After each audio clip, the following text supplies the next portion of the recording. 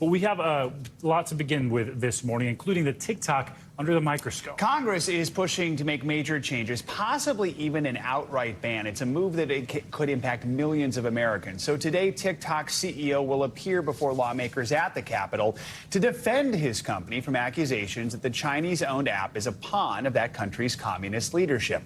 This will be his first appearance before a congressional panel. He's expected to tell lawmakers that TikTok is safe and secure and won't be accessed or influenced by the Chinese government. He's also expected to confirm that TikTok now boasts 150 million American users. That's roughly 45% of the entire country. And for many of those users, this is how they make a living. For more, we are joined by NBC News congressional correspondent Julie Sirkin, as well as Jamil Jaffer, who is the founder and executive director of the National Security Institute and a former associate White House counsel to President George W. Bush. Julie, let's start with you. What can we expect today? What is at stake here?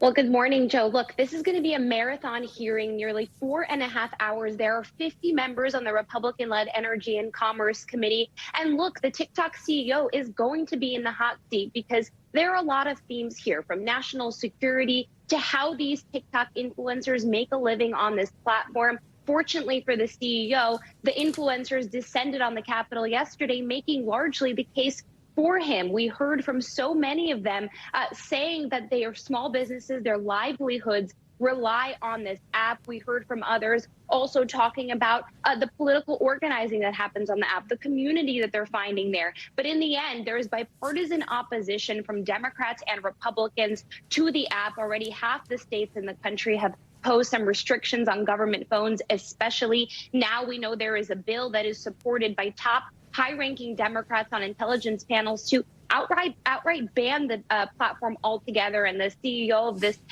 of this platform is going to try to make the case to prevent that from happening. But all signs are pointing to the fact that he's going to have a very hard time doing this. There's going to be freedom of speech, privacy concerns that lawmakers are going to bring up. So just a lot to watch here this morning as this hearing gets underway. Jamil, talk us through the concerns that some of those lawmakers have when it comes to the safety of TikTok. With millions of users here in the U.S., is the damage done at this point? Can you put this genie back in the bottle?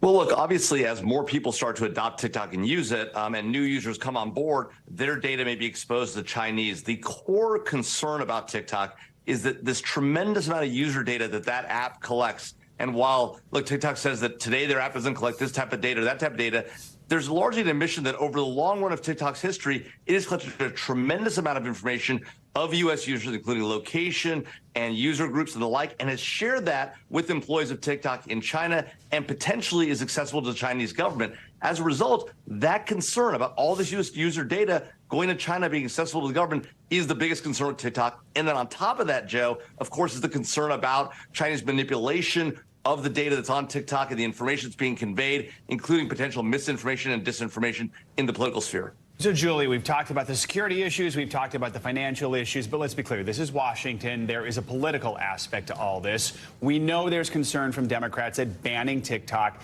could alienate some young voters. Now, a new Washington Post poll did find more than 40% of Americans would support a ban. What are you hearing from lawmakers? How close are we to an actual ban? Well, look, this is not going to happen tonight or tomorrow. This is obviously months away. This would be a very significant move. And with Democrats in control of the Senate and in the White House, this affects their base, their voter base, a little bit more than Republicans. And that's pretty understood. You have most of this user base, nearly 138 million, that are of voting age. And that is super significant. And one of the arguments that was made even on TikTok as this press conference was being live streamed in the comments were we helped put President Biden in the White House. We talk about organizing on issues like abortion in these states where restrictions and bans are taking place. So they're making the case to Democrats, especially to President Biden, look, don't bite off the hand that feeds you. We put you in the White House. Pay attention to our concerns. But obviously, the White House Senate Intelligence Chairman Mark Warner, who is leading the cause, leading the charge on this bill, are saying the national security concerns outweigh any political benefits we might be having. But it is certainly a concern for Democrats, especially on this panel as the hearing gets underway. That's something they're paying attention to, despite maybe publicly saying they're not. So, Jamil, is there anything lawmakers can do or the Biden administration can do to address these safety concerns but stop short of an outright ban? Well, Joe, one of the things, as Julie was laying out, that TikTok is trying to say it's going to do is they're engaging what they call Project Texas, about $1.5 billion plan to bring all U.S. user data to the U.S. and put it under what they say would be only U.S. employee access. But the reality is that TikTok has made these claims before. They've said the data is not going to be sent over to China. Then we find out through leaked disclosures that, in fact, the data is in China, that it is accessible to the Chinese government.